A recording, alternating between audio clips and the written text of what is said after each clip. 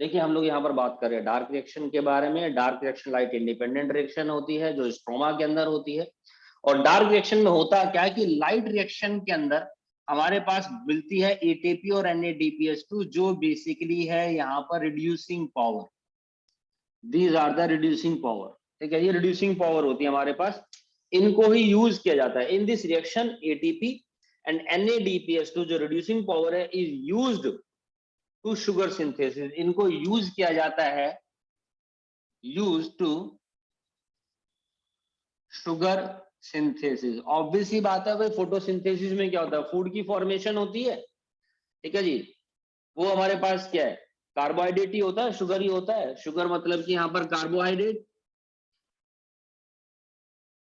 तो कार्बोहाइड्रेट की सिंथेसिस उसमें भी यही हो रहा था, लेकिन साथ में एनर्जी मॉलिक्यूल्स बन रहे थे, है ना। फोटोसिंथेसिस यही तो होती है, the process by which plants make their food is called photosynthesis. चलिए, तो वहां पर भी यही हुआ था, लाइट रिएक्शन में भी, डार्क रिएक्शन में भी यही होगा। पर लाइट रिएक्शन में हमारे पास रिड्यूसिंग पावर भी बन रही थी, डार्क रिएक्शन में भी फूड ही बनेगा। लाइट रिएक्शन में फूड बन रहा था लेकिन वहां पर साथ में एज ए प्रोडक्ट निकल रहे थे। डार्क रिएक्शन में भी फूड ही बनेगा, लेकिन वो बनाए उसके लिए ये दोनों उसकी रिड्यूसिंग पावर को यहाँ पर यूटिलाइज करते हैं। That's why it is called the biosynthetic phase. इसी वजह से डार्क रिएक्शन को हम लोग यहाँ पर बायोसिंथेटिक फेज भी बोलते हैं, also termed as biosynthetic phase बच्चों।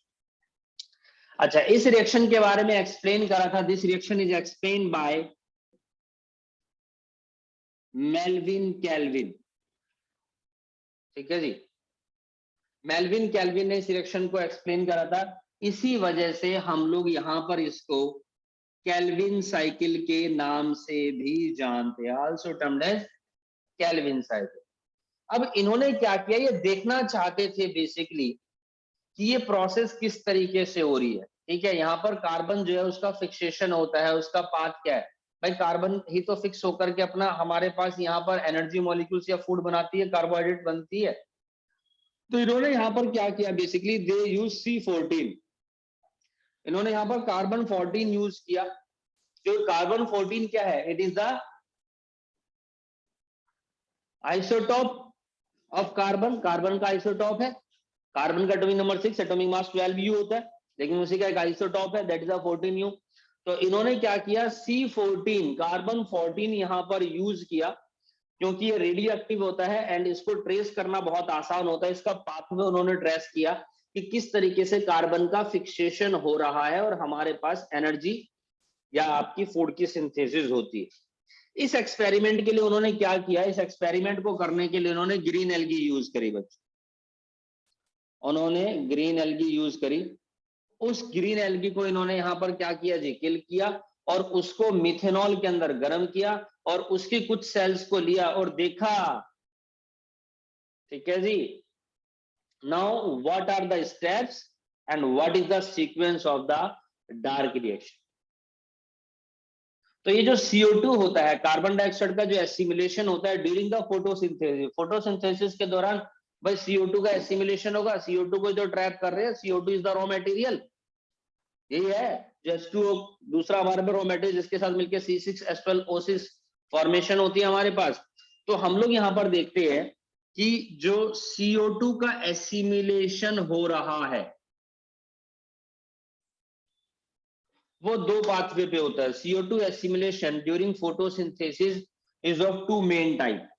हम लोग यहां पर देखते हैं, एक तो है मेरे पास यहां पर C3 पाथवे, जहां पर मैं देखता हूं कि CO2 का एसिमिलेशन कैसे हो रहा है, क्या उसका पाथ है। और दूसरा है मेरे पास C4 पाथवे। तो एक C3 पाथवे है और एक मेरे पास यहाँ पर C4 पाथवे है।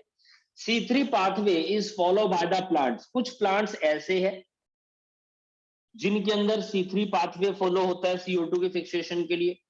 कुछ प्लांट्स ऐसे हैं जिनके अंदर C4 पाथवे होता है CO2 की फिक्सेशन के लिए। मतलब को समझने की कोशिश करिए, मैं ये कह रहा हूं कि फोटोसिंथेसिस के अंदर CO2 का फिक्सेशन होता है, ये बात क्लियर है आप लोगों के दिमाग में। चलिए, अब उस CO2 को ट्रैप करने के लिए एनर्जी की रिक्वायरमेंट होती है, तो ATP और NADPH यूटिलाइज हो जाता है CO2 को ट्रैप करने के लिए, एसिमिलेट करने के लिए, ताकि उसको कन्वर्ट किया जा सके शुगर की सिंथेसिस में, कार्बोहाइड्रेट की सिंथेसिस में, डार्क रिएक्शन के दौरान।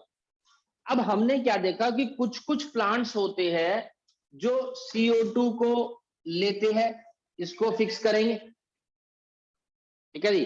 अब जब हमने यहां पर इस चीज को ऑब्जर्व करा, मॉनिटर करा, तो हमने क्या देखा कि CO2 जो फिक्स हो रहा है, ये दो तरीके से फिक्स हो रहा है, ये दो तरीके से फिक्स हो रहा है। जब हमने देखा कि CO2 कैसे एसिमिलेट हो रहा है, कौन इसको फिक्स कर रहा है, कौन इसको एक्सेप्ट कर रहा है, तो इसको एक्सेप्ट करने के लिए कुछ कुछ प्लांट्स के अंदर C3 पाथवे हमने देखा एक डिफरेंट पाथवे है, कुछ कुछ प्लांट्स के अंदर एक डिफरेंट पाथवे है। अब ये C3 पाथवे, C4 पाथवे का मतलब क्या है? हम लोग क्या देखते हैं कि CO2 को पकड़ने के लिए एक ऐसा कार्बन मॉलिक्यूल है, एक ऐसा हमारे पास यहाँ पर ऑर्गेनिक मुद्दा है जो 3 कार्बन से मिलकर के बना है, यानी कि 3 कार्बन वाला ऑर्गेनिक मुद्दा जो CO2 को ट्रैप कर रहा है। और कुछ प्लांट्स के अंदर 4 कार्बन वाला कंपाउंड मुद्दा जो CO2 को ट्रैप कर रहा है। समझे भाई? जैसे कि 3 कार्बन वाला, 4 कार्बन वाला, जैसे 5 कार्बन वाला मॉलिक्यूल क्या है अपने पास, कंपाउंड क्या है, राइबोज। राइबोज एक शुगर होती है, पेंटोज शुगर 5 कार्बन वाली। ऐसे ही 6 कार्बन वाली शुगर का नाम क्या है, ग्लूकोज, C6H12O6।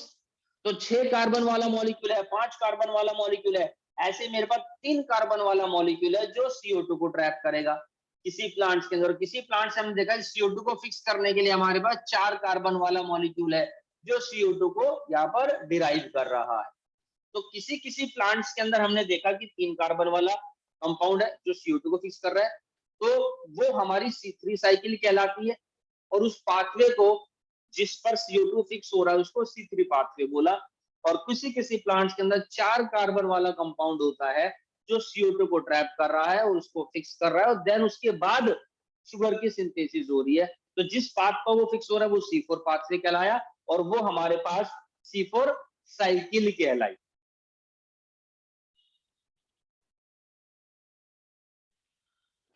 देखिए ये काम होता कैसे है और किस तरीके से, उसके बारे में बात करते हैं। तो सबसे पहले मैं आप लोगों से बात करूंगा बच्चों C3 पाथवे के बारे में। तो C3 pathway is follow bye the plants. किसी किसी प्लांट्स के अंदर C3 पाथवे होता है। कहने का मतलब है कि जब CO2 को फिक्स करने के लिए जो पहला प्रोडक्ट होता है, this pathway is follow bye the plants when first product of CO2 fixation is C3 acid. ठीक है जी। 3 कार्बन वाला कंपाउंड होता है जो CO2 को क्या करता है यहाँ पर जी, डिराइव करता है, फिक्स करता है, और उसी का नाम है यहाँ पर PGA। तो PGA is the 3 carbon compound जिसका नाम है फोस्फोग्लाइसरिक एसिड, जिसका नाम है यहाँ पर फोस्फोग्लाइसरिक एसिड। अब एक बात और याद रखना, कई बार ऐसा होता है, अक्सर बच्चे पूछते हैं कि कहीं पर फोस्फोग्लाइसरिक एसिड नहीं दे रखा, वहां दे रखा फोस्फोग्लाइसरेट। तो फोस्फोग्लाइसरिक एसिड बोल दो या फोस्फोग्लाइसरेट बोल दो, एक ही बात होती है। एसिड को 8 से हम रिप्रेजेंट करते हैं। तो कई बार आप किसी नाम से पढ़ेंगे और एग्जाम में किसी नाम से आ जाए तो कंफ्यूज मत होना इस चीज को लेकर के, ठीक है? ये चीज दिमाग में रखना, एसिटिक एसिड और एसीटेट, ठीक है, फोस्फोग्लाइसरिक एसिड और फोस्फोग्लाइसरेट। तो ये 3 कार्बन वाला हमारे पास यहाँ पर कंपाउंड होता है। C4 पाथवे के अंदर हम देखते हैं this pathway is follow by और shown by the plants in which first product of CO2 fixation is 4 carbon वाला कंपाउंड जिसका नाम है OAA, यानी ऑक्सैलो एसिटिक एसिड या फिर ऑक्सैलो एसिटेट। तो CO2 को फिक्स करेगा 4 कार्बन वाला, कहीं कहीं पर CO2 को फिक्स करेगा 3 कार्बन वाला कंपाउंड हमारी साइकिल के अंदर। मान लीजिए ये साइकिल, मैं कह रहा हूं ये C3 साइकिल है और यहां पर प्रेजेंट है PGA। तो ये क्या करेगा, CO2 को ये डिराइव करेगा, देन इसके बाद साइकिल आगे घूमेगी और हमारे पास शुगर की सिंथेसिस होगी। एक दूसरी साइकिल है जहां पर मैं देखता हूँ CO2 का फिक्सेशन होगा और वहां पर कौन है, ऑक्सैलिक एसिटिक एसिड, और देन उसके बाद आगे कन्वर्ट होगा काम, और देन हमारे पास यहाँ पर शुगर की सिंथेसिस होगी। तो इस तरीके से C3 साइकिल होती है और C4 साइकिल होती है। बात करेंगे सबसे पहले C3 साइकिल के बारे में, C3 पाथवे के बारे में, यानी कि केल्विन साइकिल के बारे में। चलिए, ये मेरे पास C3 साइकिल है। तो हम लोग क्या देखते हैं कि it is a cyclical biochemical pathway of reduction of CO2, और हम कह सकते हैं कि photosynthetic carbon cycle which was discovered by Calvin is termed as Calvin cycle. और एक काफी लंबी रिसर्च के बाद और बहुत सारे एक्सपेरिमेंट्स करने के बाद ये नतीजा सामने आया बाय द साइंटिस्ट कि इन C3 pathway the acceptor molecule is, जो एक्सेप्टर मॉलिक्यूल होता है जो कार्बन को एक्सेप्ट करता है, ठीक है, वो हमारे पास क्या है, कार्बन को एक्सेप्ट करने के लिए हमारे पास यहाँ पर प्रेजेंट है, इस CO2 को एक्सेप्ट करने के लिए 5 कार्बन वाला कंपाउंड, यानी कि RUBP, यानी कि RUBP, राइबोलोज 5 फॉस्फेट, ठीक है जी। ये एक तरीके की कीटोज शुगर है, 5 कार्बन वाली शुगर है, जिसका नाम है यहां पर कीटोज शुगर, ठीक है जी। 5 कार्बन वाला कंपाउंड है कीटोज शुगर, जिसको हम बोलते हैं राइबोलोज 5 फॉस्फेट, राइबोलोज 5 फॉस्फेट। सर अभी तो आप कह रहे थे कि CO2 को ट्रैप करने के लिए हमारे पास 3 कार्बन वाला कंपाउंड होता है ना। चलो अभी देख लेते हैं। मैंने बोला था कि जो पाथवे होता है वहां पर हमारे पास प्लांट्स के अंदर जब CO2 का फिक्सेशन होता है, तो जो सबसे पहला जो प्रोडक्ट बनता है ना, वो 3 कार्बन वाला होता है। और वहां पर जो हमारे पास पहला प्रोडक्ट बनता है CO2 को फिक्स करने के बाद, वो OA होता है। आप यहां पर देखिए कि CO2 को जब ट्रैप किया, ट्रैप करने के बाद PGA बना, जब CO2 को यहां पर ट्रैप करा तब OAA बना। अब ये समझ में नहीं आ रहा कि जब यहां पर OA 4 कार्बन वाला, PGA 3 कार्बन वाला है, और हमारे पास फॉर्मेशन होनी है शुगर की, कार्बोहाइड्रेट की, यहां से एक कार्बन है, यहां पर 3 कार्बन वाला कंपाउंड बनता है, यहां पर एक कार्बन है, यहां पर हमारे पास 4 कार्बन वाला कंपाउंड बनता है, जो पहला प्रोडक्ट होता है CO2 को फिक्स करने का। जबकि लाइट रिएक्शन में हम लोगों ने पढ़ा है कि जब CO2 फिक्स होता है तो ट्रैप होने के बाद जो प्रोडक्ट मिलता है वो 6 कार्बन वाला होता है, glucose.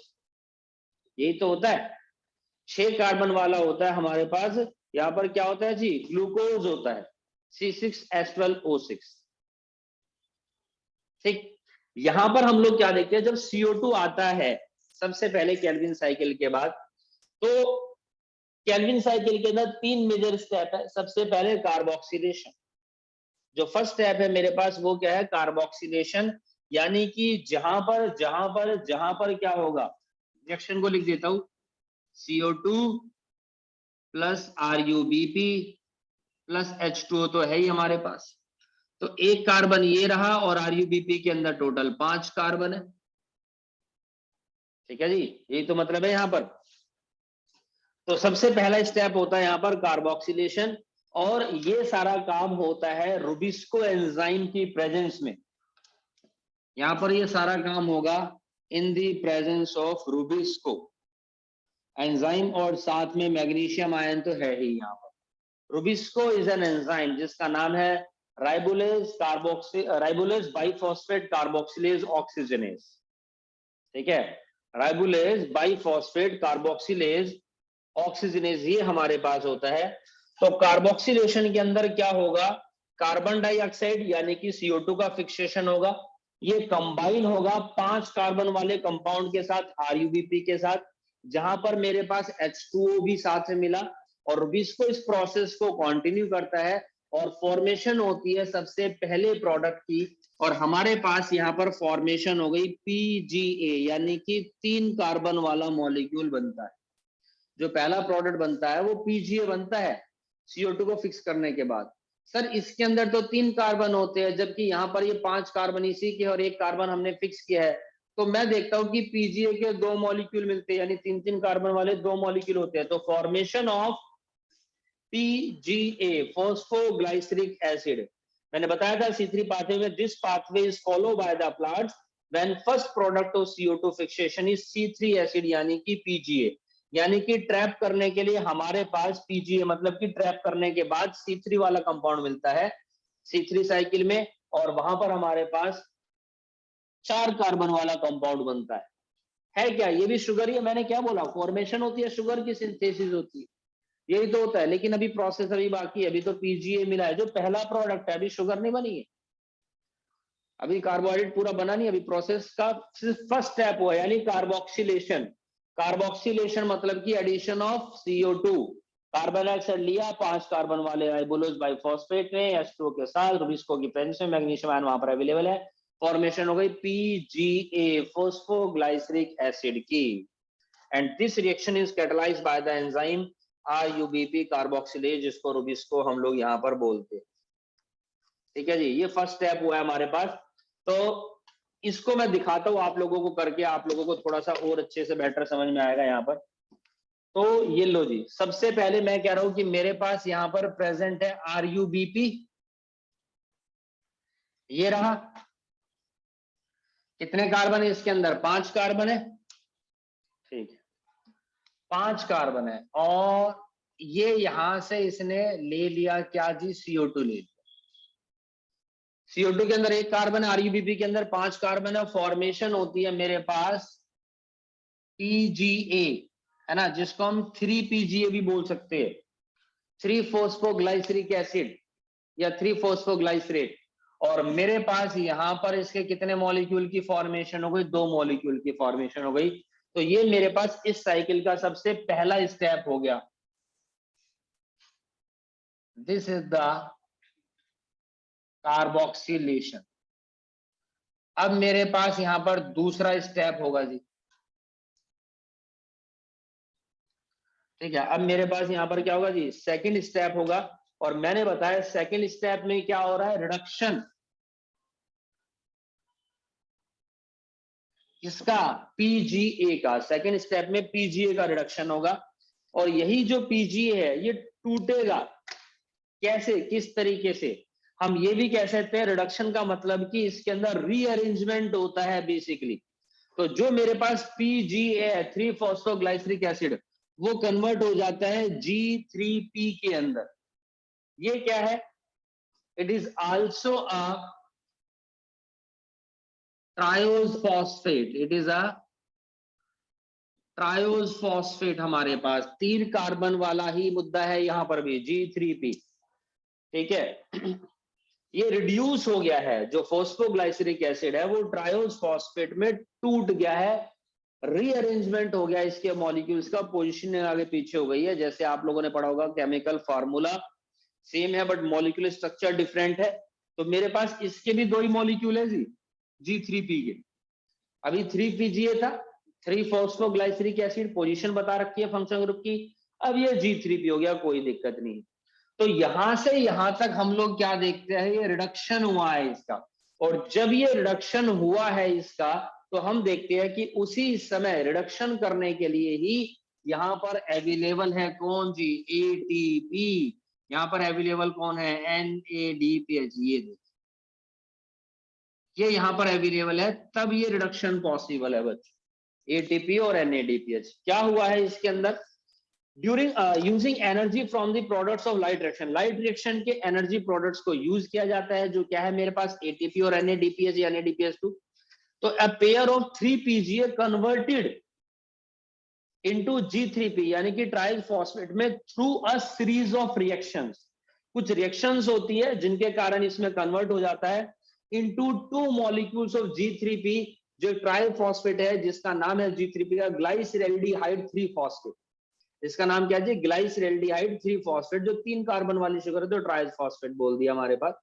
Many of the glyceraldehyde 3 phosphate molecules combine to form glucose. अब ये बहुत सारे हमारे पास G3P मॉलिक्यूल कंबाइन हो करके क्या बनाएंगे जी, ग्लूकोज की फॉर्मेशन करें।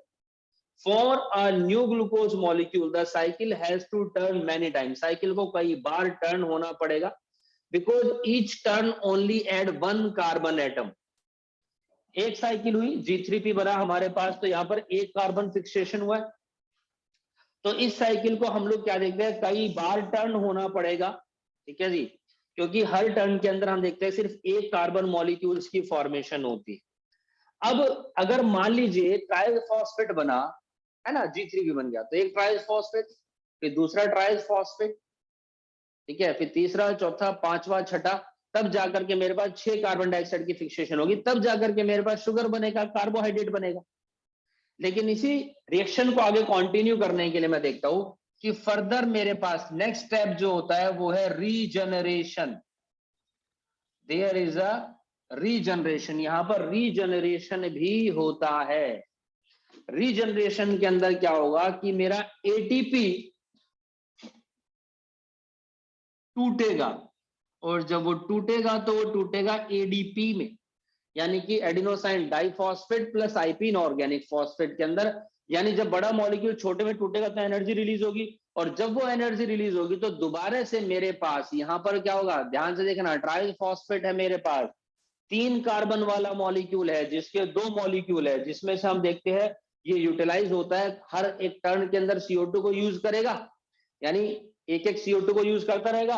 और यहां पर जब 3 कार्बन वाले 2 मॉलिक्यूल है, तो उसमें से मैंने देखा एक तो यूटिलाइज हो गया, एक टर्न में एक कार्बन निकल गया, भाई 6 है टोटल, फिलहाल 3 कार्बन वाले 2 मॉलिक्यूल 6 है, एक निकल गया कार्बन बाहर, पीछे क्या बचे 5, वो रीजनरेट होकर के फिर से क्या बना देंगे, RUBP, यानी 5 कार्बन वाला मॉलिक्यूल फिर से बनाएंगे, ताकि इस बार वो दूसरे कार्बन को खींच के लाए, फिर एक बाहर निकाला, फिर तीसरे को, फिर चौथे को, फिर पांचवे को।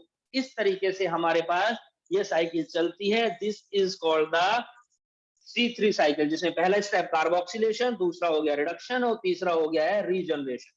So for a new glucose molecule, the cycle has to turn several times because each turn only add one carbon atom from one molecule of CO2. याद रखना चाहिए। इस रिएक्शन के अंदर हम देखते हैं कि एटीपी के कितने मॉलिक्यूल्स यूज हुए बेटा, 2 मॉलिक्यूल्स यूज होते हैं एटीपी के, और हम लोग यहाँ पर देखते हैं 2 ही मॉलिक्यूल्स यूज होते हैं NADPH के, यूटिलाइज होते हैं इन दिस स्टेप में, किस चीज के लिए, फॉस्फोरिलेशन रिएक्शन के लिए, and for the reduction of CO2 respectively. तो फिक्सेशन होता है 6 मॉलिक्यूल ऑफ CO2 का, and 6 turns of the cycle are required in order to release 1 molecule of glucose from this pathway. कैसे होता है देखो, एक छोटी सी रिएक्शन भी अगर मैं इसके अंदर करके दिखा दूं, मान लो ये फर्स्ट स्टेप की रिएक्शन हो गई, तो सेकंड स्टेप की रिएक्शन के अंदर मेरे पास यहां पर क्या है बच्चों, देयर इज अ PGA, और ये PGA मैं कह रहा हूं सीधा कन्वर्ट हो गया किसके अंदर, G3P के अंदर। तो यहां पर हम देखते हैं कि इसके अंदर एक तो ATP मेरा यूटिलाइज हुआ है, और दूसरा मेरा NADPH यूटिलाइज हुआ है, ठीक है जी। देखिए किस तरीके से,